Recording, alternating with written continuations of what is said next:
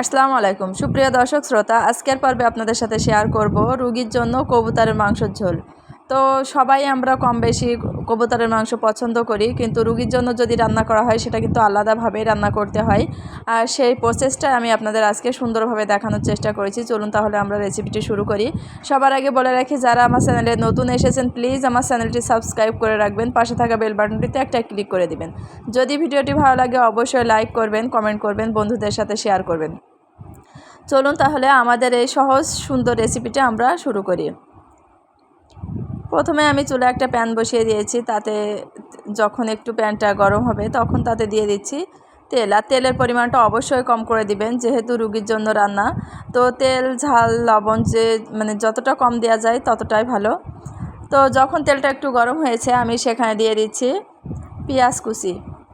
আমি এখানে একটা পেঁয়াজ, বড় সাইজের একটা পেঁয়াজ কুচি করে দিয়েছিলাম। তো তারপরে একটু নাড়াচাড়া করে সেখানে 1 টেবিল চামচ আদা প্লাস রসুন বাটা আর 1 টেবিল চামচ জিরা বাটা দিয়ে দিয়েছি। তো সব কিছুই একটু কম কম দেওয়ার চেষ্টা করব, যেহেতু এটা আমি রোগীর জন্য রান্না করছি। যখন আমরা স্বাভাবিক মানুষ খাই, যে সুস্থ মানুষ খাই, তখন কিন্তু সুন্দরভাবে ভুনা করা যায়, কিন্তু এতটা ভুনাভাবে রান্না করা যাবে না যেহেতু রুগী খাবে।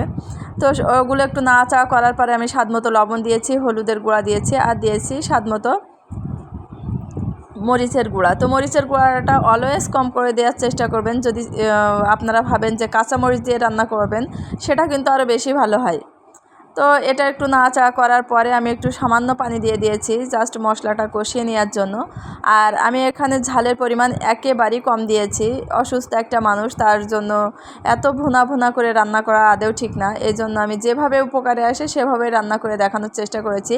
আপনারা আপনাদের পছন্দ মতো রান্না করে নিতে পারেন। এই প্রসেসে আপনারা যদি তেলের পরিমাণ বা অন্যান্য মশলা বেশি করে দেন, স্বাভাবিক মানুষ এটাও খেতে খুবই মজার, কিন্তু তারপরে যারা একটু ঝাল খেতে পছন্দ করেন তারা এই পর্যায়ে ঝালটা একটু বেশি দিয়ে দিবেন।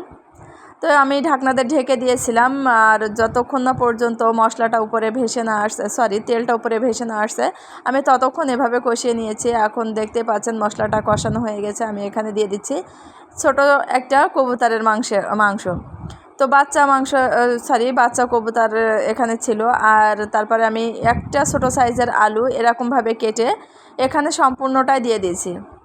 আর কবুতরের মাংসের ভিতরে আলু দিলে খুবই মজার হয়, আর সবাই পছন্দ করে। আপনারা এটা দিয়ে টেস্ট করে দেখতে পারেন যে আসলে কতটা মজার। সবগুলো দেওয়ার পরে আমি এভাবে একটু নাড়াচাড়া করে নিচ্ছি, যতক্ষণ না পর্যন্ত মশলার সাথে সুন্দরভাবে মিশে না যাচ্ছে আমি ততক্ষণ পর্যন্ত এভাবে নাড়াচাড়া করেছি। তারপরে ঢাকনা দিয়ে ঢেকে দিচ্ছি। তো এভাবে যতক্ষণ না পর্যন্ত কষানো না হচ্ছে আমি এভাবে ঢেকে ঢেকে কষিয়ে নিব। আর এখানে একটা প্রসেস বলে দিই, এখানে কিন্তু আমি 1 ফোঁটা পানি দেইনি। পানি না দিলে সব মাংসই অলওয়েজ টেস্ট ভালো হয়। আর কবুতরের মাংস যেহেতু ছোট ছোট পিস করে কাটা হয়, এটা সহজে সিদ্ধ হয়ে যাবে। পানি না দিলেও সিদ্ধ হবে না, এমন কোনো টেনশনের কারণ নাই।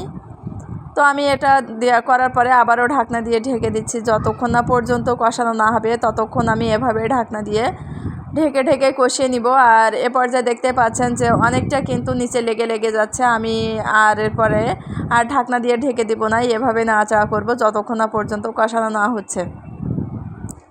আর এটা খেতে খুবই মজার, আপনারা বাসায় একবার হলে ট্রাই করবেন। যদিও রুগীর জন্য রান্না করা, তারপরেও সুস্থ মানুষ খেলেও কিন্তু খুবই প্রশংসা করবে। আপনারা বাসায় একবার হলে ট্রাই করবেন। যদি ভালো লাগে অবশ্যই কমেন্ট করবেন, আর আপনাদের রান্নাটা কেমন হলো অবশ্যই কমেন্ট বক্সে জানাবেন। তো আমার এটা কষানো হয়ে গেছে, এ পর্যায়ে আমি পানি দিয়ে দিচ্ছি। যেহেতু আমার এখানে খুব বেশি আমি প্রথম স্টেপে পানি দিইনি, আর এখানে আমি পানি দিয়ে দিচ্ছি। আর খুব বেশি পানি এখানে দিব না। তো এখন মনে হতে পারে খুব বেশি পানি, আসলে কিন্তু এখানে খুব বেশি পানি না, অল্প পানি দিয়ে আমি এটা রান্না করে নিয়েছি। এখন আমি এটা ঢাকনা দিয়ে ঢেকে দিব। যতক্ষণ পর্যন্ত এটা বলক না আসছে আমি এভাবেই ঢাকনা দিয়ে রান্না করে নিব। তো এ পর্যায়ে দেখতে পাচ্ছেন যে কেমন হয়েছে বা এটা আসলে কেমন ঝোল আছে। আমি এটা ঢাকনাটা উঠিয়ে এভাবে একটু নাড়াচাড়া করে নিচ্ছি, আবারও ঢাকনা দিয়ে ঢেকে দিব। আর প্রথম থেকে শেষ পর্যন্ত এভাবেই ঢেকে ঢেকে আমি রান্নাটা করে নিব।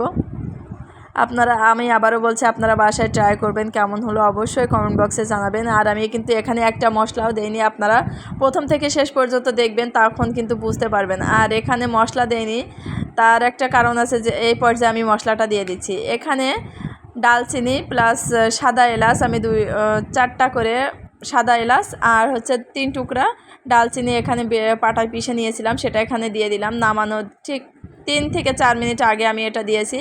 দেওয়ার পরে এটা এভাবে নাড়াচাড়া করে মাংসের সাথে সুন্দরভাবে যখন মেখে আসবে, আমি তখন এটা একটু ঢাকনা দিয়ে ঢেকে দিব, তারপরে আবার নামিয়ে নিব।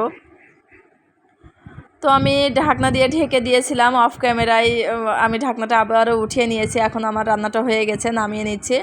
আর খেতে কিন্তু খুবই মজার হয়েছিল। রুগীর যে খাবে এরকম না, বড় মানুষ মানে সুস্থ মানুষ যদি খায় তারাও কিন্তু খেয়ে খুবই প্রশংসা করবে। আপনারা বাসায় একবার হলে ট্রাই করবেন। আর কবুতরের মাংস খুবই মজার হয়। আশা করছি রেসিপিটি ভালো লেগেছে। আজ এই পর্যন্ত, আল্লাহ হাফেজ।